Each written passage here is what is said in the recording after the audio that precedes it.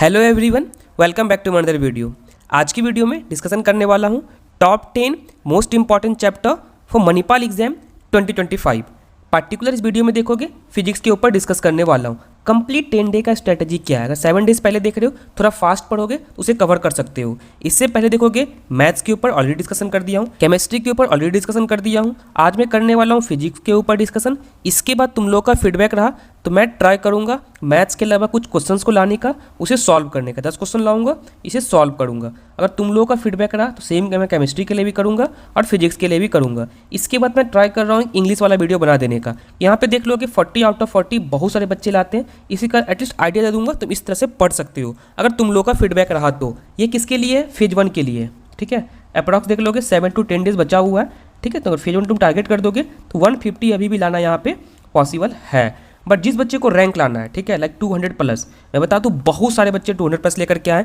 Description में list मिलेगा, वहाँ पर देखना बच्चे का मैं रिजल्ट भी दिखाया हूँ। 200 प्लस मार्क्स बहुत सारे बच्चे यहाँ पर लेकर के आते हैं। उसके लिए क्या है ना, ये स्लाइड उसके लिए A to Z वीडियो को देखना हो, कंप्लीट स्ट्रैटेजी, ठीक है। क्योंकि वहाँ पे पैटर्न फिक्स रहता है। मैं फिर से बोल रहा हूँ, मणिपाल एग्जाम में पैटर्न फिक्स रहता है, बट थोड़ा थोड़ा क्वेश्चन में डिफरेंट रहता है। अगर स्पेशली बात करूँ मैं फिजिक्स केमिस्ट्री का, ठीक है, फिजिक्स का, केमिस्ट्री का, इंग्लिश का, यहाँ का पैटर्न भी फिक्स है और क्वेश्चन भी एक सिंपल टाइप का आ रहा है। बट मैथ्स में देखोगे थोड़ा सा डिफिकल्ट और लेंदी रहता है, जो मैं दिखा दिया हूँ। देखो ऐसे ऐसे क्वेश्चन को प्रैक्टिस कर लो, बेनिफिट हो जाएगा। जैसा कि मैं लास्ट वीडियो में बताया हूँ, यहाँ पे मैथ्स में तुम देख लोगे तो मैथ्स में यहाँ पे कितने क्वेश्चन रहते हैं? 15 क्वेश्चन रहते हैं, जो कि MCQ रहते हैं। यहाँ पे +4 होता है, -1 होता है। उसके बाद देख लोगे 5 रहते हैं न्यूमेरिकल आंसर टाइप। इसमें नेगेटिव मार्किंग नहीं होता है, बट +4 होता है करेक्ट होने पे। यहाँ पे मैं 40 क्वेश्चंस का मैं गारंटी दिया हूँ, तुम आराम से लेकर के आ जाओगे और कुछ नहीं पढ़े हो फिर भी। इसके बाद मैं केमिस्ट्री के ऊपर बात किया हूँ, ठीक है। केमिस्ट्री में कितने रहते हैं? 10 रहते हैं MCQ और 5 रहते हैं न्यूमेरिकल आंसर टाइप।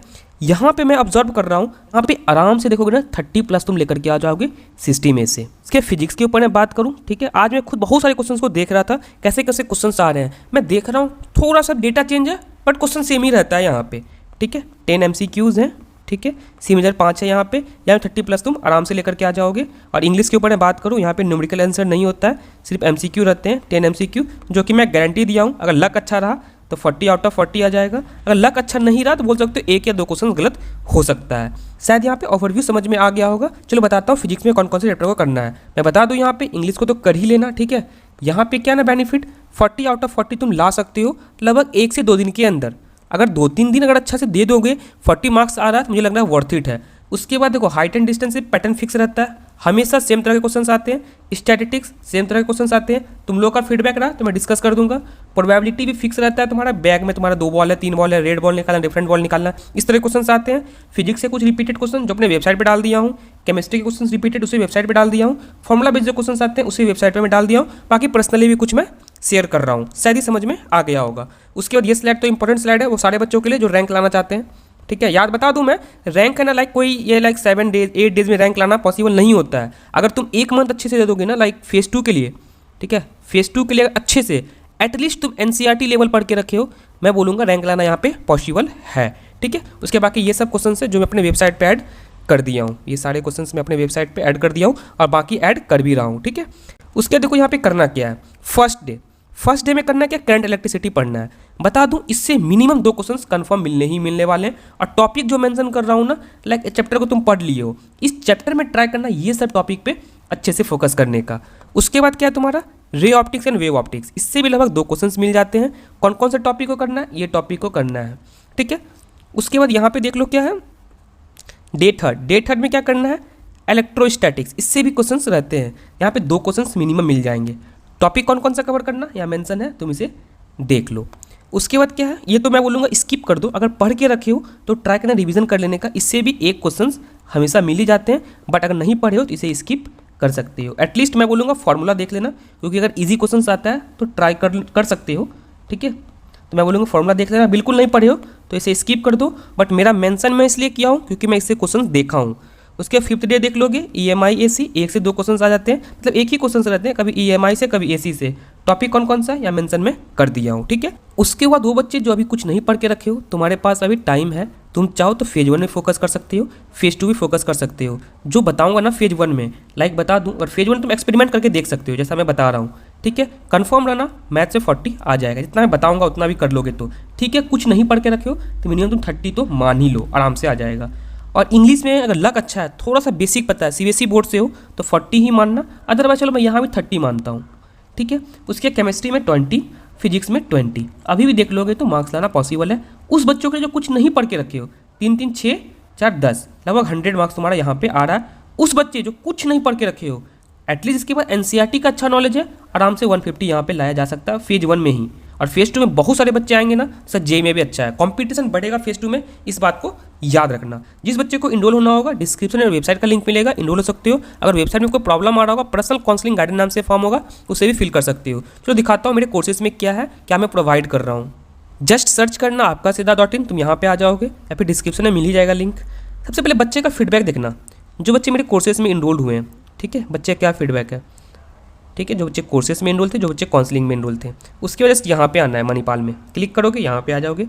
देखो कोर्स में क्या दे रहा हूँ, ये तो नाउन से बहुत सारे क्वेश्चंस आए हैं, तो मैं क्या किया, क्वेश्चंस को लिया हूँ, कॉन्सेप्ट को करा दिया हूँ। सिमिलरली प्रोनाउन के लिए किया हूँ, सिमिलरली सब्जेक्ट वर्ब एग्रीमेंट के लिए किया हूँ, आर्टिकल्स के लिए किया हूँ, हाइट एंड डिस्टेंस के लिए किया हूँ। ये इंपॉर्टेंट है क्योंकि इससे पैटर्न फिक्स रहते हैं। और बाकी मैं ट्राई कर रहा हूँ, लाइक ऐसे बच्चे को तो डिस्कस कर ही लेता हूँ स्टैटिस्टिक्स से कैसे क्वेश्चन आते हैं, बट फिर भी ट्राई करता हूँ यहाँ भी ऐड कर देने का। उसके बाद ये मोस्ट इंपॉर्टेंट है, जितने भी क्वेश्चन फिजिक्स में पूछेगा सारा ऐड कर दिया हूँ, केमिस्ट्री में इतने पूछेगा सारा ऐड कर दिया हूँ, मैथ्स में इतने पूछेगा सारा ऐड किया गया हूँ, इंग्लिश में इतने पूछेगा सारा ऐड कर दिया हूँ। इसके अपार्ट में कोर्सेज में क्या दे रहा हूँ ये बताता हूँ। इसके अपार्ट देख लोगे, एग्जैक्ट PYQ दे ही रहा हूँ, बता ही दिया हूँ।